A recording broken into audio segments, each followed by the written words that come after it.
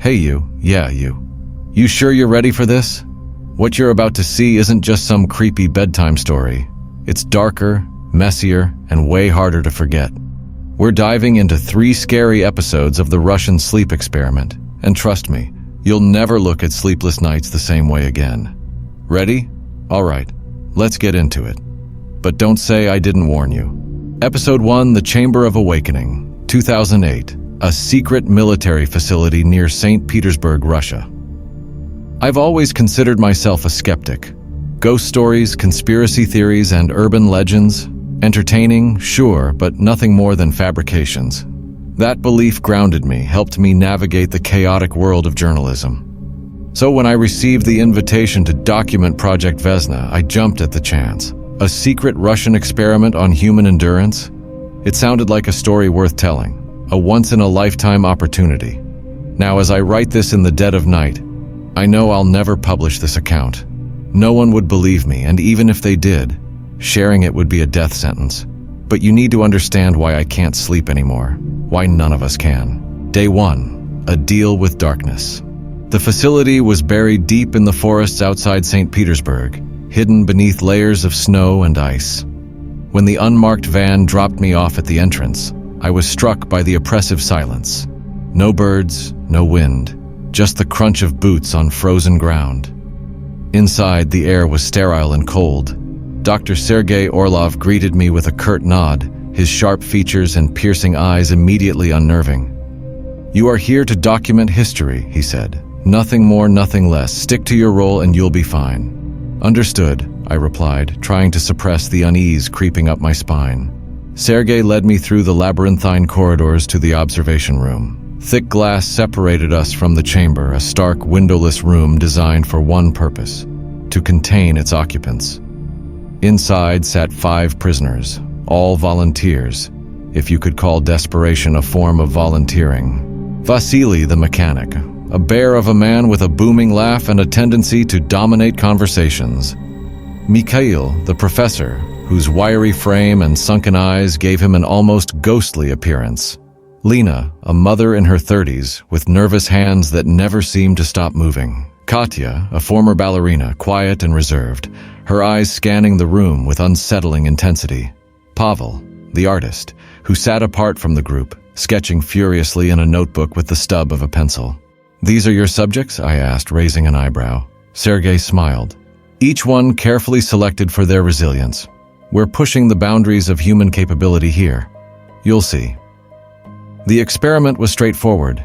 Keep them awake for 15 days using Energex 47, a gas designed to eliminate the body's need for sleep. The goal? To observe how the mind functions without rest, and what lies beyond. As the chamber door sealed shut, Sergei turned to me with a glint in his eye. "Prepare yourself. This is where science meets revelation." Day 2, settling in. The first day passed uneventfully. The subjects adjusted to their new environment, chatting, eating, and sharing stories. Vasily's loud laugh echoed through the chamber as he recounted a tale of fixing a tractor under enemy fire. Mikhail scoffed. "You think your machines will save you? Sleep is the true frontier. Without it, the mind breaks, and then..." He trailed off, a shadow passing over his face. "What?" Lena asked, her voice tinged with fear. "Then the doors open," Mikhail said cryptically. "Doors to what?" I murmured, scribbling in my notebook. Sergei smirked. "Don't let them get in your head. They're already trying to manipulate you." Day 4, the fractures begin. By the 4th day, the first cracks appeared. Katya had taken to pacing the chamber, her footsteps a constant rhythmic echo. "Does she ever stop?" Vasily grumbled. "Leave her alone," Lena snapped. "Why are you defending her?" Vasily shot back. "Because she's not the one losing it," Mikhail interjected, his tone cutting. "Enough," Pavel muttered, not looking up from his sketchbook. The arguments became more frequent, their tempers fraying with each passing hour. "They're entering the irritability phase," Anya Sokolova, the project psychologist, noted. She was young, with kind eyes that seemed out of place in the cold clinical facility. "This is normal?" I asked. "It's expected," she replied. though her tone suggested she wasn't entirely convinced. Day 7, the whispers. By the 7th day, the mood in the chamber had shifted from tense to outright disturbing. The subjects no longer spoke to us through the intercom. Instead, they whispered to each other in huddled groups. "They're isolating themselves," Anya said, her brow furrowed as she watched the monitors. "No," Sergei corrected. "They're connecting. This is progress." Late that night, Lena approached one of the cameras.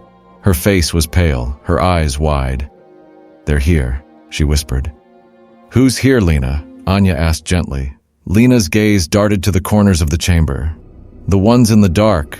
They're watching us. Can't you see them?" I leaned closer to the glass, my breath fogging the surface. There's no one there, but the look in her eyes said otherwise. Day 10, the descent. On the 10th day, Vasily attacked Pavel. The fight was brutal, raw, and animalistic. It took the other 3 subjects to pull them apart. Pavel sat in the corner afterward, clutching his sketchbook like a talisman. "Why did you attack him?" I asked through the intercom. Vasily sneered. "He's been drawing them." "Who?" "The shadows," Vasily hissed. When I glanced at the sketches later, my stomach turned. The drawings were crude but unmistakable. Figures with elongated limbs and hollow eyes, lurking in the corners of the chamber. Day 12, the break. The power failed on the 12th night. We lost all visuals, left only with the crackling audio feed. "What's happening?" I asked, my voice trembling. "They've breached the limits," Sergei said, his voice tinged with excitement. "You don't even know what's happening in there," I snapped. When the power returned, the chamber was a nightmare. Mikhail was dead, his body mutilated.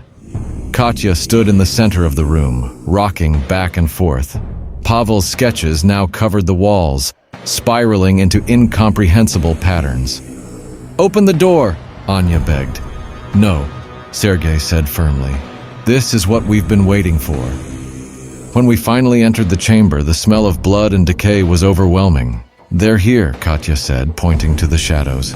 "They've been waiting for us." The lights flickered, and for a split second I saw them. Figures, dark and unnatural, their forms writhing like smoke. Ivan, the security officer, raised his rifle. "We need to leave, now." As we backed out, Katya laughed, a chilling, guttural sound that echoed long after the door slammed shut. The facility was abandoned, the experiment erased from existence. I left Russia, but I couldn't escape what I'd seen. The shadows followed me. And now, every time I close my eyes, I hear Katya's voice. "They never sleep, and soon neither will you." Episode 2, The Shadows That Followed. Leaving that facility was supposed to bring relief. Instead, it brought paranoia. Days turned into weeks, and though I had left Russia, the events of Project Vesna clung to me like the shadow of a storm. The faces of the subjects haunted me, particularly Katya's chilling laughter as the door sealed her inside. But it wasn't just my mind playing tricks on me. Something had followed me home. A month later, New York City, I'd returned to New York and taken refuge in my small apartment on the Upper West Side. I avoided assignments, ignored calls, and kept the blinds closed.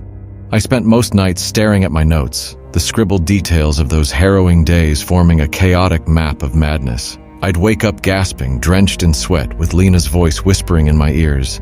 "They're here. Can't you see them?"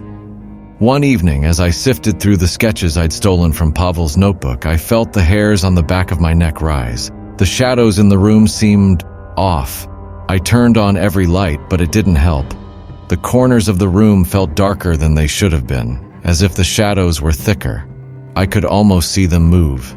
3 nights later it happened.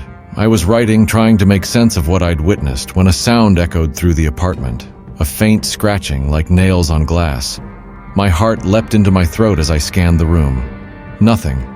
Then it came again, louder this time, from the window. I forced myself to move, peeling back the curtain. The street below was empty, but the reflection in the glass, it wasn't mine. Instead, a dark figure stood where I should have been, its elongated limbs twisted in unnatural angles. Its face, or what should have been its face, was a void, a black abyss that seemed to pull at the edges of reality. I stumbled back, the curtain dropping into place. The room felt colder. I didn't sleep that night. The next morning, I reached out to Dr. Anya Sokolova. She had been the only one in the facility who seemed to share my unease. It wasn't easy finding her, but after some digging, I tracked her to a small clinic in Berlin, where she'd taken refuge under a false identity. When she answered my call, her voice was raw with fear. "You should not have contacted me."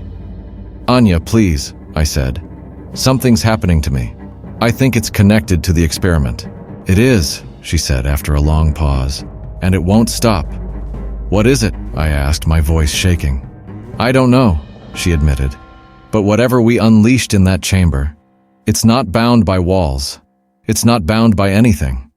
She hesitated before adding, "You need to destroy any evidence you have. Notes, sketches, recordings, all of it." I wanted to argue, but a deep, guttural noise came through the line, a sound I hadn't heard since the power failure on day 12. "Anya?" She didn't respond. The line went dead. Over the next few weeks, the incidents grew more frequent. The scratching at the windows became a nightly occurrence. Objects in my apartment would move, small things at first, a pen, a book, a coffee mug, then larger ones, like my chair and the desk itself. The shadows in the corners seemed to watch me, their forms shifting ever so slightly when I looked away. And then came the dreams. In one, I was back in the chamber. The walls were smeared with Pavel symbols and the gas hissed endlessly, filling my lungs. Katya stood in the center, her eyes glowing faintly in the dim light. "They're waiting for you," she whispered. "Who?" I asked, though I already knew the answer. Her smile widened, revealing rows of teeth that didn't belong to a human. "The ones in the dark. You brought them here." Unable to take it anymore, I made the decision to return to St. Petersburg. I needed to know if there were others like me, others who had escaped the experiment but were now living with its horrors.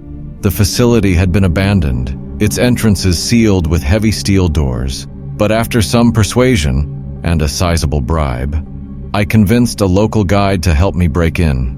The inside was worse than I remembered. The air was stale, the walls damp and crumbling. The observation room was empty, its monitors shattered.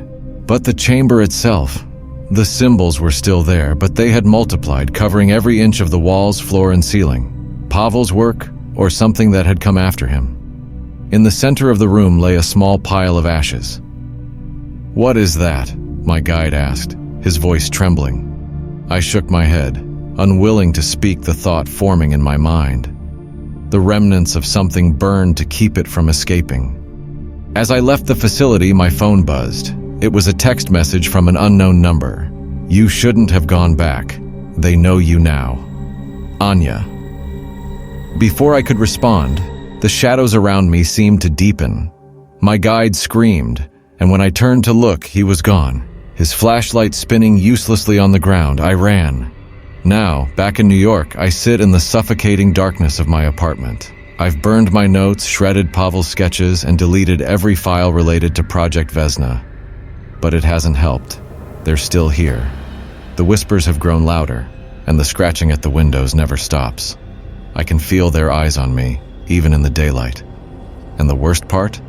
I know I'm not the only one. To Episode 3, The Shadows of Project Vesna. Back in New York, I thought I had escaped the horrors of St. Petersburg, but I had only brought them closer.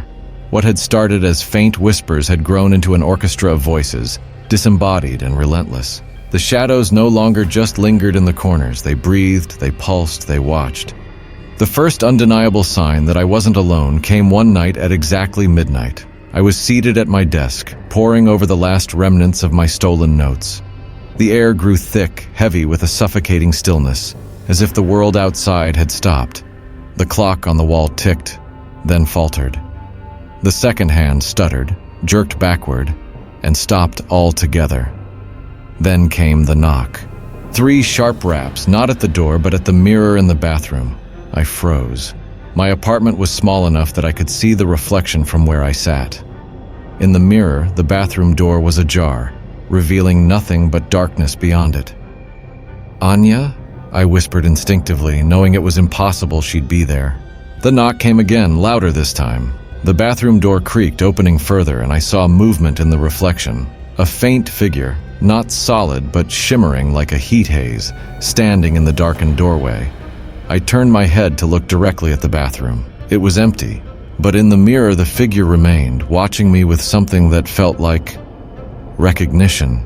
The figure didn't speak, but I heard its voice clearly in my head, a voice fragmented and warped as though coming from multiple directions at once. Do not look deeper. The reflection shattered. The mirror, still intact, rippled as though a stone had been thrown into its surface.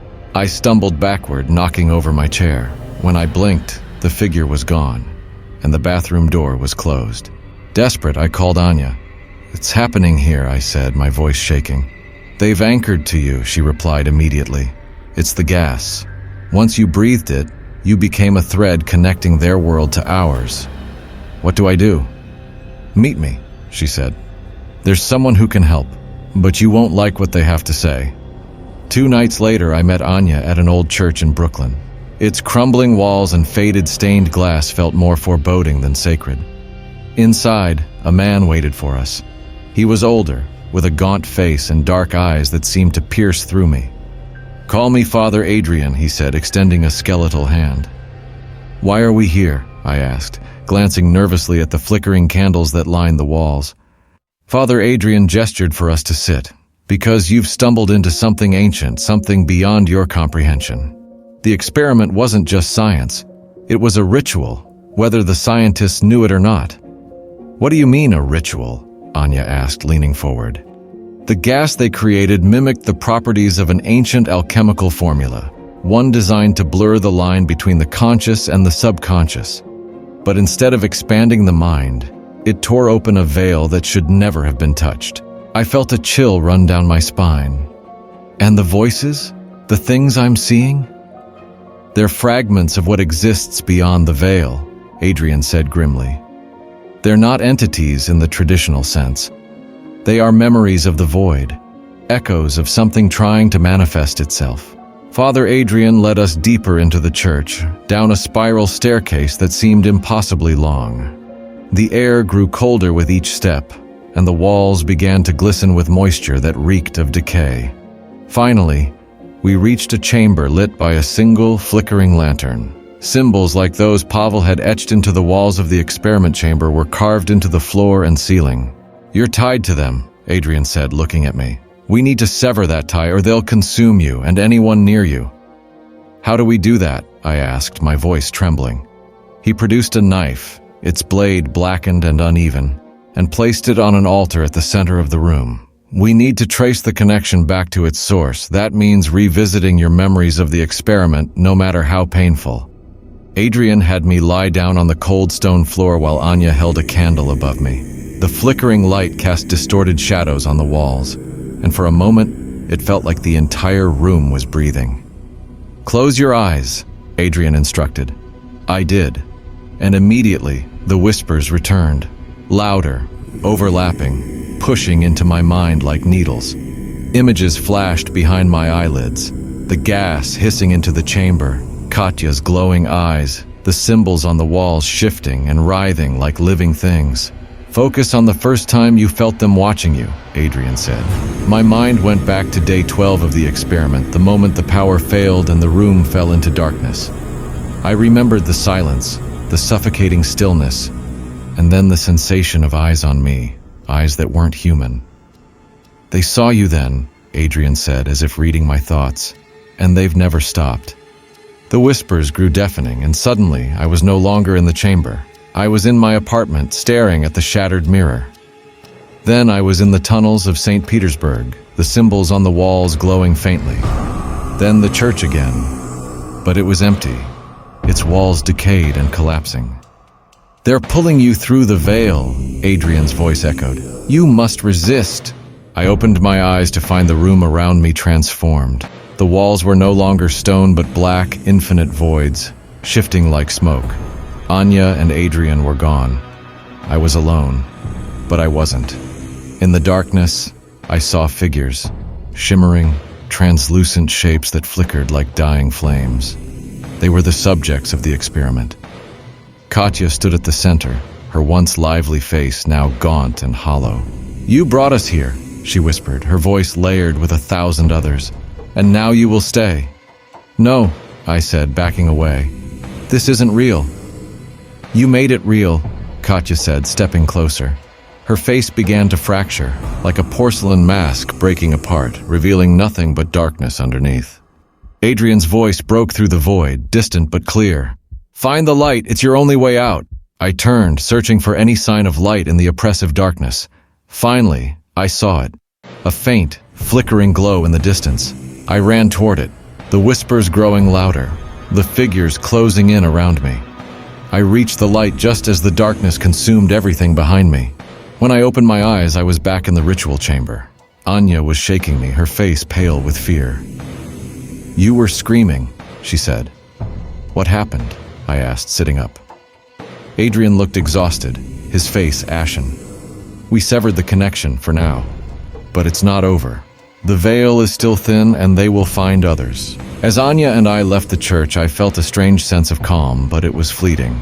That night I dreamed of the chamber again, of the gas and the symbols and Katya's fractured face, and when I woke, I found a single word scrawled on my bedroom wall, written in a dark, sticky substance that wasn't ink. Soon.